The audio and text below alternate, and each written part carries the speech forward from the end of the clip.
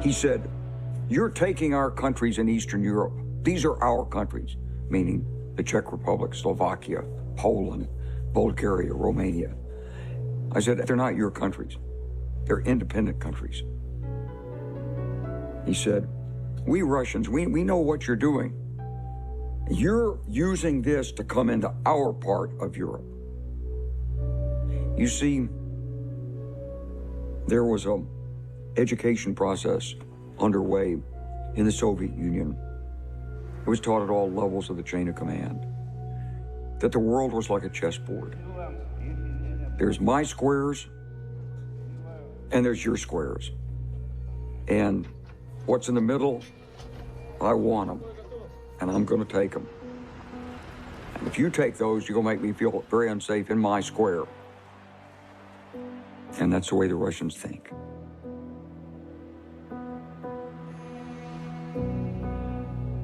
After 2 years of relative calm, the Balkans are once again on the brink of war.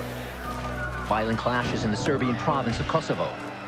A huge demonstration of ethnic Albanian Muslims demanding independence. Now, to escape Serbian domination, it is Kosovo that wants to break away, but Serb leader Slobodan Milosevic pledges to keep Kosovo under Serb control. I went down to see Milosevic, and Milosevic showed up about 10 o'clock in the morning, had his glass of pear brandy with him, and he says, "You know, General Clark," he said, "we know how to handle these Albanians. We have done this before." I said, "Well, how did you handle them?" He said, "We killed them. We killed them all." This is ADEM JASHARI, the father of the Kosovo Liberation Army, or KLA. Beginning in the mid-1990s, JASHARI and his large family became symbols of the Kosovar Muslim struggle for freedom and independence from Serbia. Serbs had actually been engaged in a graduated ethnic cleansing program against the Albanian inhabitants of Serbia.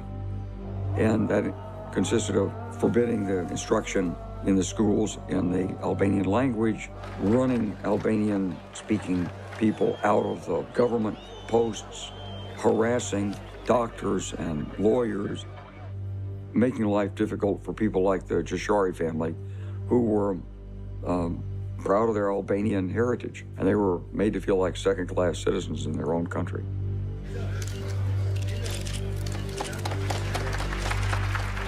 The Dayton Agreement, signed in November 1995, finally ended the Serbs' genocidal war on Bosnia's Muslims. But the agreement did not address Kosovo, which the international community considered a part of Serbia. For Kosovo's Muslims, the problem now became how to gain international attention and persuade the West to support their claim for independence. Many Muslims came to believe that violence was the most effective means. During the next 2 years, the KLA began attacking Serb police stations and government buildings in Kosovo. Men flocked to the KLA, and money began to pour in.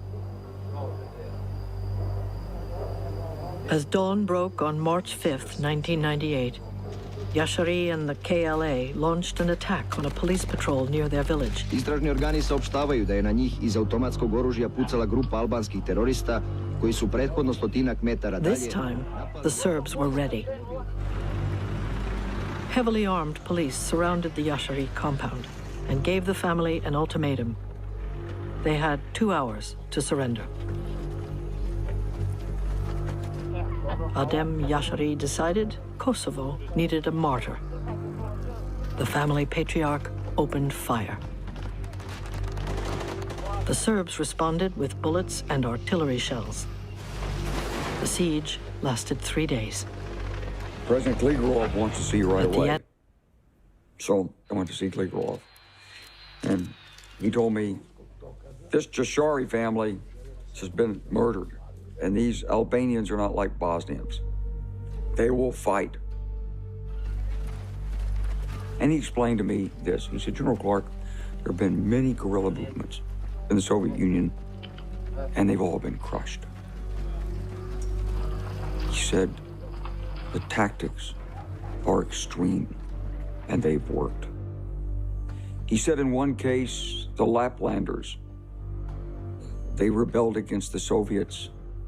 The Soviets, they took a man's children and they smeared them with what the sled dogs eat and tied them up and turned the sled dogs loose on the children.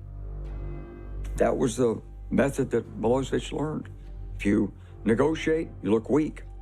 So, best thing to do with these people is kill them. And now, you're having these Albanians under attack, and it will be Soviet methods. There will be war.